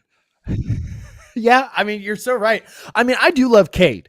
I talked about it a little earlier. I don't want to get on my soapbox too much about shooting threes or whatever. But I mean, we're seeing it on the international stage. U.S. basketball is falling behind the rest of the world. It's because of the cash cow business of AAU and stuff, and how we just don't teach fundamentals. I said AAU is ruining USA basketball yesterday. Yeah, it's 1,000% true. I mean, there's a reason why. I mean, Luka Doncic has been playing professional basketball more or less since he was 12. So, this until we allow the Lakers to have a basketball academy and the Pistons to have a basketball academy and basically allow these, institutions to run these things. But to be fair, even then, it's still going to be like the Lakers youth team is still going to be half kids from Harvard Westlake and, the Palisades and stuff. So it's the unfortunate thing is I think that, we're falling behind too much with this. I'm going to get too much on my soapbox if I do with that. Agree with you. Sorry, what I was just going to say is the point I was going to make though is it's refreshing to see someone like Cade Cunningham, who plays inside the 3-point line a lot of times, isn't self-reliant on that 3. He's more than happy to take a dribble inside. Cade's been probably my favorite league pass player to watch for the past couple years, and the entire time because my dad's one of those dudes where he grew up, he was a Bobby Knight guy. He played basketball. He's one of those dudes who's the nicest guy in the world, but he's a psychopath when he plays basketball. And so when I watch with him, anytime someone chucks up a 3, he just looks at me and goes, I effing hate modern basketball. And, which I totally get it. And so I would be like, you got to watch Cade. You got to watch Cade. You got to watch Cade. And he was like, for a year, he's like, yeah. And then last year during the playoffs, he's like, I really like Cade. I'm like, I told you. My dad said I told you were going to like this. When we were watching the Hornets game, he's like, I just like the way Cade plays. I was like, yeah, he's our Pistons superstar. He's like, no, it's just like I got tired of the Warriors. And I'm like, yeah, it's good to it's good to have that, kind of, change of philosophy, ideology, whatever you want to call it. And it's like, I think a lot of teams realized, well, when you don't have the best shooter of all time and then Literally. another Thank you. amazing 3-point shooter, probably a top 5 3-point shooter, top 10. I mean, I don't really know how Clay stacks up against in a roster built by Jerry West, by the way. Like, when you don't have that, yeah, you're not going to make a ton of threes. Like, that's just weird how that doesn't work. But, just seeing Cade just do that, and you see a lot of that Cade prototype, I feel like, is starting to where it's like a 6'6", 6'5" guard that can take you off the dribble, can shoot a three, distribute. And that's why a lot of people were like shitting on the Jaden Ivey, Kevin Huerter trade. It's like, well, first off, Jaden Ivey can't shoot threes. He's just like dumb. But Kevin Huerter, he hasn't shot threes well in the last 2 years. He's also on the Bulls and the Kings for 2 years. So now you just surround another good 3-point shooter with Cade, and it's like, wow, it's weird how that's going to work. And I think Curtis is going to be good for us in the long run. I ultimately think the Pistons need another scorer, though. That's just my own personal vendetta. 100%. 100%. It was like what you were talking about. This thing that happens with most, this happens in every league. You saw it with Moneyball. You'll see it with Steph or whatever, where it's basically like one team will do this thing really well, and then basically the media will pick up on it and be like, well, this is the reason. And then, like, this is why I always love Moneyball, is that they're like, they just pieced this team together and they randomly won 26 games. They had Mark Mulder, Barry Zito, and what's his name, who's the other and Tim Hudson. Like, they had Miguel Tejada, who won the MVP. They had Eric Chavez. Like, I get it that the A's they had to scrounge the team together. They had the best rotation in baseball, not even close. And they don't even show them in the movie. That's literally how people portray the Tigers right now. Well, obviously before the last couple of weeks where they spent so much money on pitchers, but it's like before last year, obviously 2 years ago they made the stupid run and making it the playoffs, winning a round and losing Game 5 the ALDS, a series that they could have won. And then all of a sudden it's like everyone's like, oh my God, this is so Moneyball like. And I look at the numbers of their payroll. It's like, guys, they have a top 20 payroll. It's I think at the time, it was number 2 in the division, but it's right around like the 160, 170 mark last year, I think. Yeah. And now it's like, now I looked at it after the Framber Valdez signing. I haven't even looked after JV, but I mean, it's only going to add $2 million to the 2026 payroll, so it's not like it really matters in terms of it. But they have an 11th payroll, but everyone still thinks this is Moneyball. This is Moneyball. Well, in terms of our bats, yes, you could say that's Moneyball, but when you have over $100 million tied up with 3 starting pitchers, and then your bullpen, and you kept Finnegan. It's like, well, it's not quite Moneyball. It's still like you have a good team in front of you. Yes. Well, there's so many of these, like, billionaires are lazy. I'll go ahead and say it. Where it's this thing you'll just see, like, what happens is like other owners saw Steph and they saw what they were doing and were just like, well, we want that. You know what I mean? And that's why you get like the Hawks picking Trae Young over like someone like Luka, where it's like, well, we got to have our Steph. You know what I mean? Like this, how, when they talk about like Shaq being in the NBA, it's like you had Richard Jefferson brought this up, where it's like because of Shaq, then every team had to have a big. The basis of the NBA forever was you just had to have a big man. It's the reason why Olajuwon goes over Jordan in 85 or whatever. It's like, no, I mean, to be fair, Hakeem's a top 10 player, so no one's really going to question them for picking it. But back in the 80s, you did not. Yeah, a shooting guard was not the centerpiece of a franchise. And so, it's this thing of, once again, everyone can talk about Steph and Clay being basically, 2 of the 5 best 3-point shooters ever. But I brought it up. Jerry West built that team. And if you look at it, the second Jerry West leaves the Warriors, guess what? They stopped drafting really well. James Weissman, Moses Moody, Jonathan Kuminga. They had a chance for another dynasty. Could go all. That's what I'm saying, dude. It's this thing that happens is all these people, they start, what it honestly is if you've ever read The Great Gatsby, it's new money versus old money. And so what happened with the Dubs is, I remember when this shows you like where their mentality was in terms like the difference between the Lakers and the Warriors. When I first, I was an intern with them the 2013 season. It was 2013, 2014. It was the year before they won the championship. And I remember in my orientation, they literally were bragging that they got 15 nationally televised games that year. And it was like, ooh, like only 20 less than the Lakers. Like it's this, it's the Don Draper classic thing of, I feel sorry for you. I don't think about you at all. And it's this thing of, they wanted to be this impressive thing. And so once again, they got Jerry West.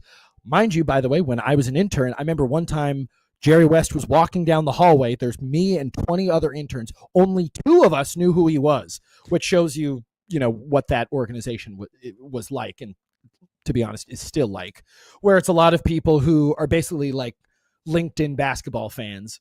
And we're like, just thinking like, oh, we had Steph and blah, blah, so we're fine. We don't need the greatest NBA executive to survive.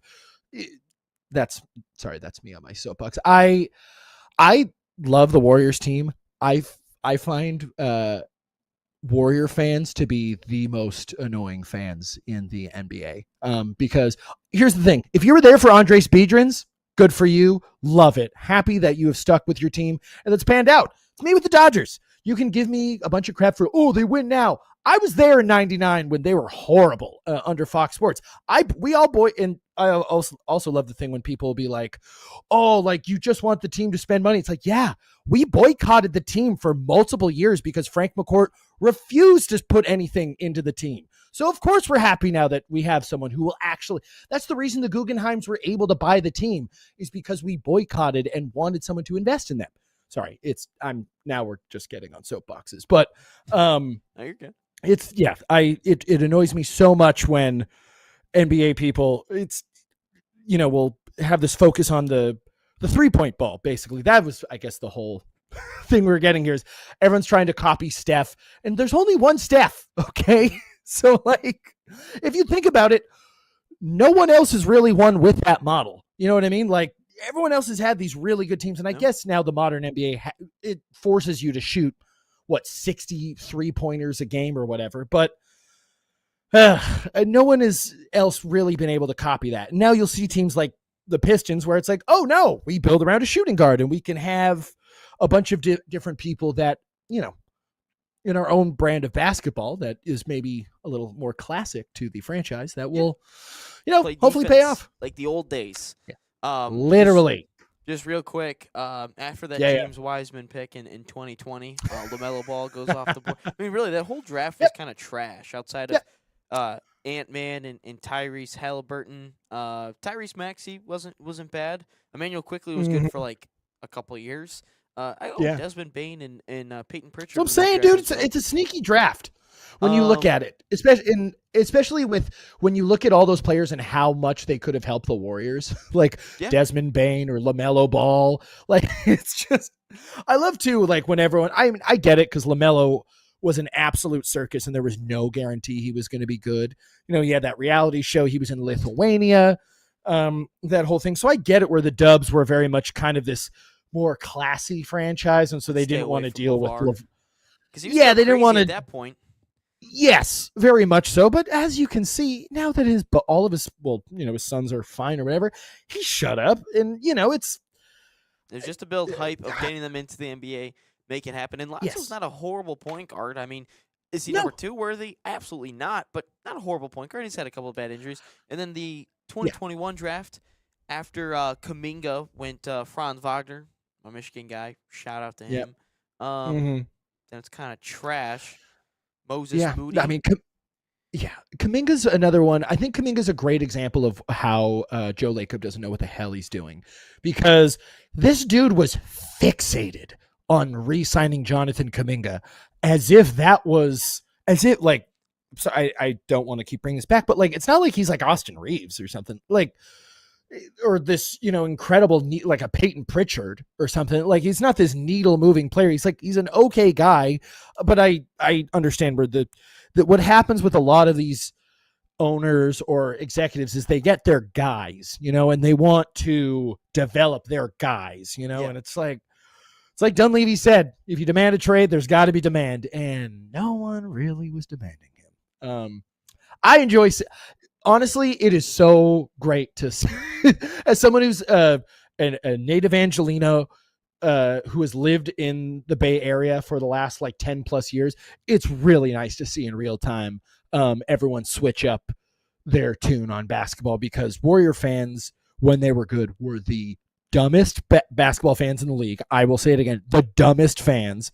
And oh, they were so annoying. Like, you would go to a bar to watch the finals and people didn't know the rules. I got yelled at multiple times because people would like that's a traveling call, and I'd have to explain like a gather step or like just the basic rules of basketball. It was like what a continuation was and what is.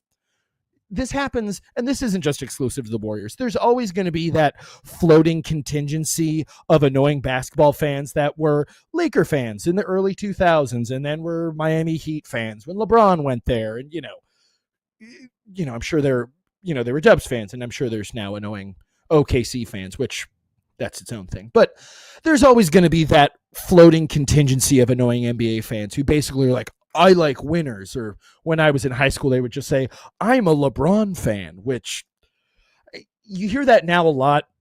Maybe, and this might be me being an old man or whatever, but you hear this with a lot of dudes where they're like, I'm not a fan of team. I'm a fan of a player, which, ugh. Yeah. God, I can't think of a more disgusting thing. Like, just pick a team, man. Like, there's something endearing about, you'll see that thing of like, it'll be some like dude from South Korea will hold up a sign who says like, I flew 7,000 miles to see Cade Cunningham. I love that, like, especially like over here we talked about it in the first hour, like British, the way that soccer is brought into America, you get kind of to pick whoever you want, like, I was very lucky to be born into a Laker family and stuff, but like, I can't imagine. I mean, geez, like literally, like I talked to my dad about this. Like, I was like, thank you for like actually going to the games in the 60s and 70s so that like I actually like, this is a part of like my grandparents would go to games. Like, it's a part of the Lakers are so much ingratiated a part of the culture of LA. And it's the thing of like, you don't realize until you go to away Laker games, how, or like the reason why people hate us so much. Like, I like growing up, I'd be like, why do people hate us? Like, we all just love our team. And then I remember I went to a Lakers Kings game up in Sacramento. This is when they were the baby Lakers, with Ingram and Josh Hart, which super fun team to watch, but obviously they were terrible. But I remember we beat the Kings. This is when they had like Willie Cauley-Stein and stuff. And I just remember we're leaving the Golden One Center, which great stadium, by the way. Shout out Kevin Johnson. And I just remember this one Laker guy being like, Lakers. And I remember he had a Dallas Cowboys shirt on.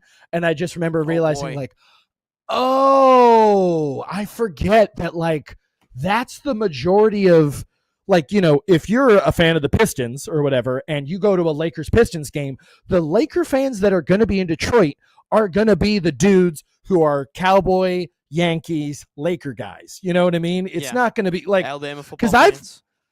Yes, exactly. And so like those, I'll say it, into the camera, like I hate those people more than Celtics fans because it's just like, you just like winners. Screw you, man. Like, and so the nice thing is I will always downtimes with your team.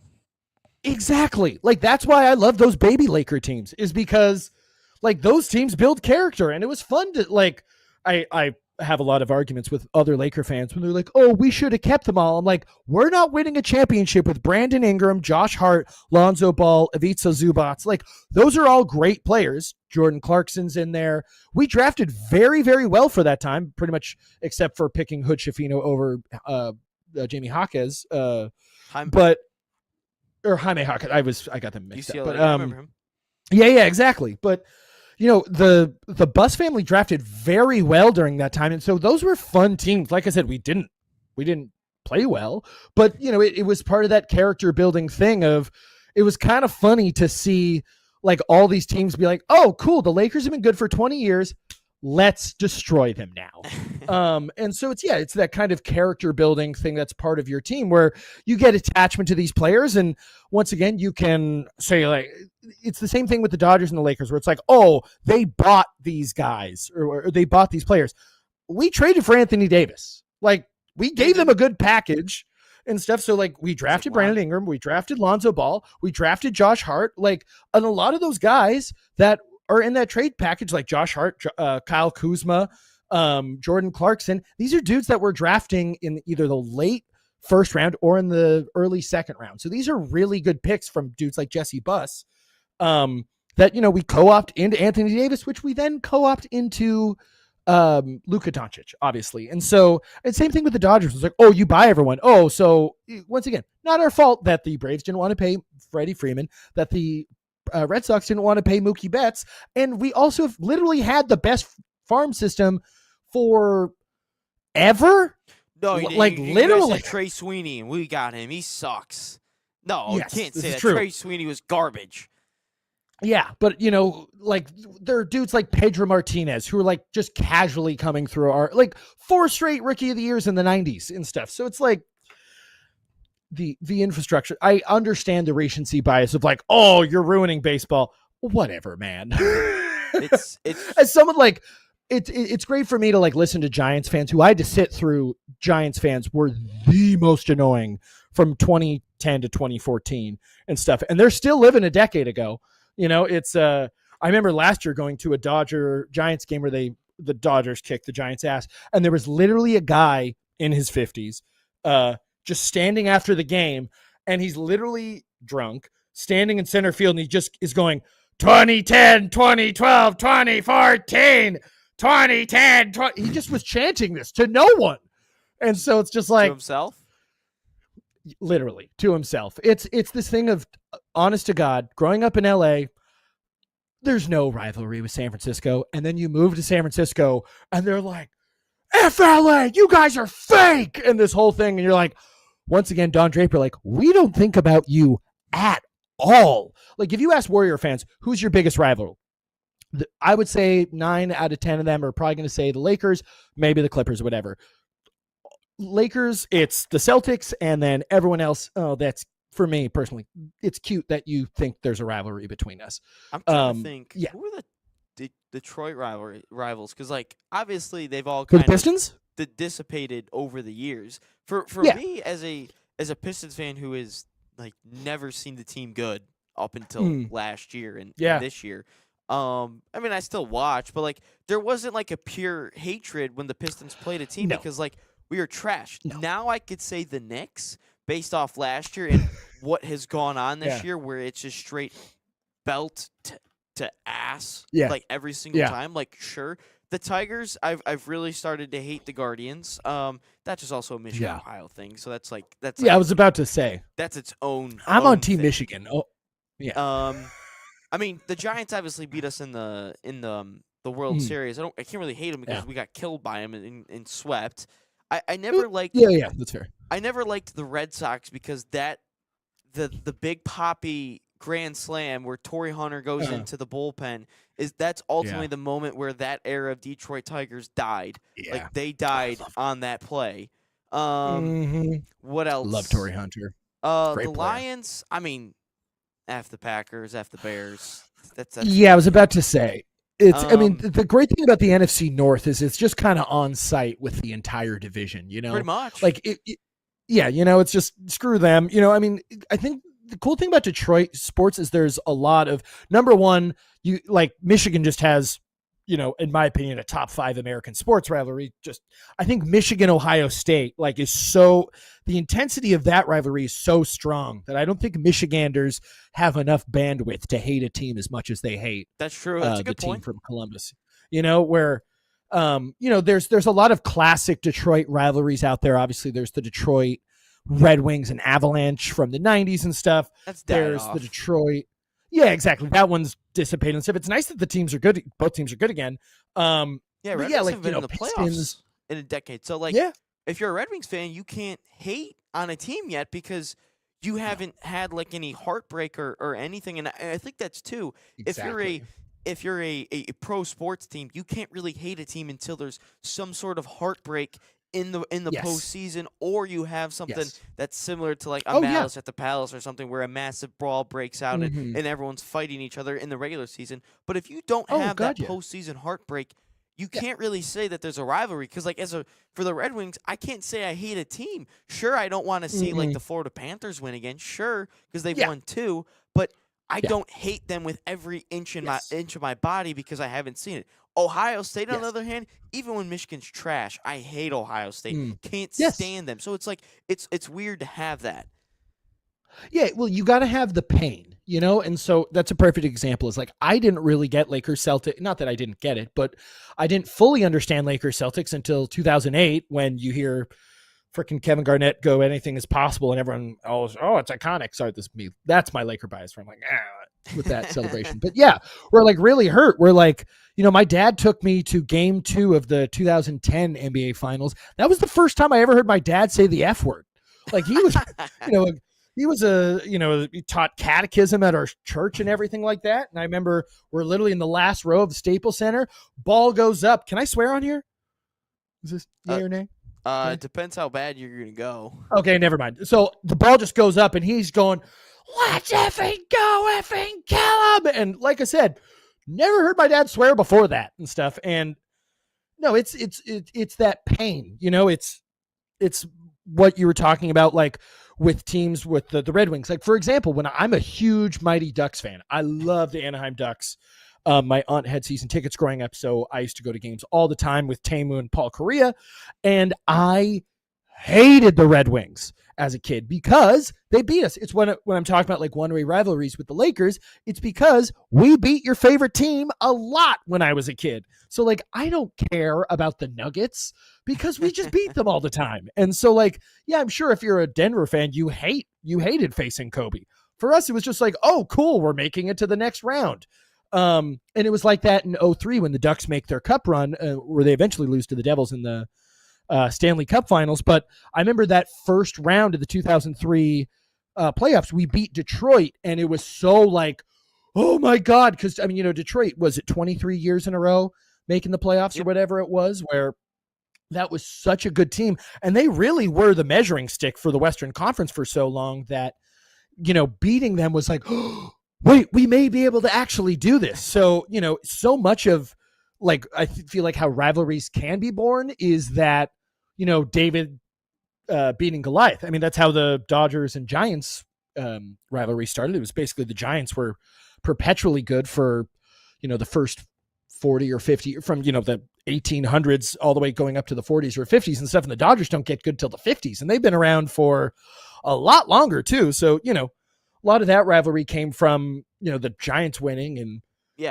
reporters asking like, oh, how do you think the Dodgers are going to do? And I think it's Connie Mack, the Hall of Fame manager for the Giants, was like, oh, I didn't even remember them being a team. And, you know, that's how it always goes, is it's either like you're going for a championship or, you know, it's this LASF thing, or Michigan, Ohio State, where it's this almost like younger brother, older brother thing where there's more similarities than I think any of the fans would like to admit between the fan bases, but it's also like, screw you, man, I'm going to kill you. All right. So, I get it. I love it. That's what makes sports great. Okay, so our last thing here, question of the day. Let's get right into it. Salt Athletic, the official sponsor of Question of the Day, and us here at the National Soccer Network. Use promo code NSN15 to save 15% off. Scan the QR code or visit saltathletic.com today. But if you want a chance to enter for a chance to win a free Salt Athletic bag, I don't even know where it went. Salt. It was over here, but it got moved. Just drop us a follow on Instagram at NatSoccerTV. Going into the NSN Salt giveaway posts on Instagram, comment hashtag NSN Salt giveaway and tag us a friend. Just make sure you're following, and we will enter. Well, today's Thursday, so we'll be giving away one tomorrow. For the next 19 weeks, we'll be giving 19 bags away every single Friday. But here is question of the day, Jack. I know you're an NBA guy, so I thought, you know what, let's give him an NBA question for today. But question of the day: are you going to be watching NBA All-Star Weekend this weekend? Oh. I'll answer your question this way. I didn't know it was this weekend. I mean, you know, like, I'll be honest with you. I don't think I've ever watched the All-Star game itself. I love the dunk contest. I love 3-point. I love the dunk. I like that they're trying to get it going here. I think All-Star games in general, you're behind such an 8-ball. I mean, really, it's always the events that are going to be more fun. You know what I mean? Yeah. The home run derby, the 3-point contest, the dunk contest. These are these fun things where you basically get to just see these athletes at like peak performance. I don't blame these NBA players for not wanting to destroy their body. You heard me mention it earlier. The NBA season is way too long. There is no benefit to them putting on a good show for the game. I get it where they're like, oh, they brought back some of the vets to try and bring back the competitiveness. So many of the old heads want to make it about a generational thing of these damn kids don't work hard. These kids work really hard. And you know what else, though? They move faster than NBA players have ever moved. We saw Tyrese Halliburton last year. We see it every year. There's pretty much every year a top 10 player going down with an Achilles or something. This year we have Jason Tatum and Halliburton both out with the same industry. And so I don't blame these players. Kevin Durant brought it up today or yesterday. I forget when it was, but he's like, no one's bringing up the fact that Luka and Jokic don't go hard. I get it that they want to trash the Americans. And I don't even want to make it a thing about like the Americans versus the world players. I appreciate that they're trying to bring the competition out of it. Like, kind of make it like the Ryder Cup, but yeah, a USA versus world, the world's going to clear us, dude. Like, we're not like the world's got a really good roster. Yeah. And so I don't even think that this is going to be that kind of thing. I liked the Elam ending thing they did a few years ago. I thought that was fun. But I don't put the blame on the players. I think if you really wanted to be honest, you got to put money in the line.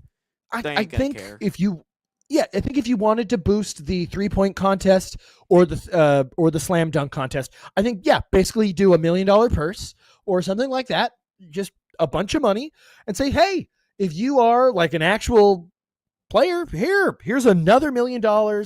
We'll have it in Florida, so it's tax free. Something to get actual players, because I mean, I don't even know who the dunk contest contestants are.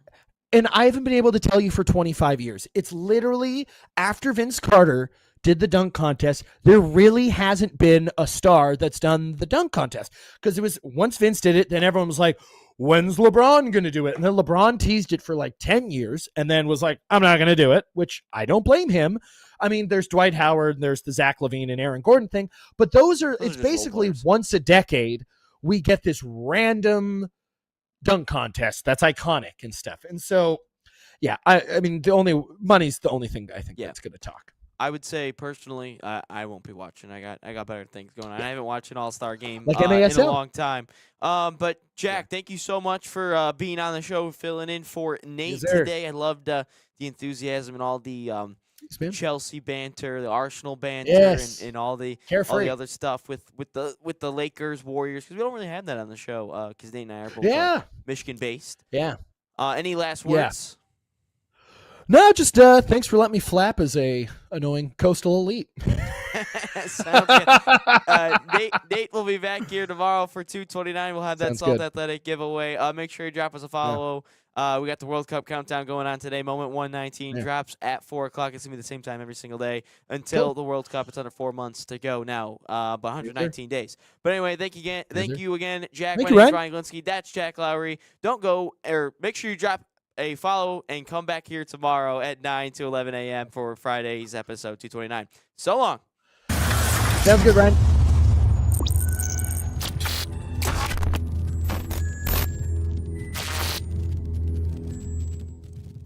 From the biggest matches to the hottest takes, Jonathan Turner and Nathan Wenger bring you the stories, the analysis, and the edge you won't get anywhere else. Streaming live weekdays at 9 a.m. on YouTube, Roku TV, Facebook, Twitter, and all major platforms. No filters, no fluff, just real talk, real soccer.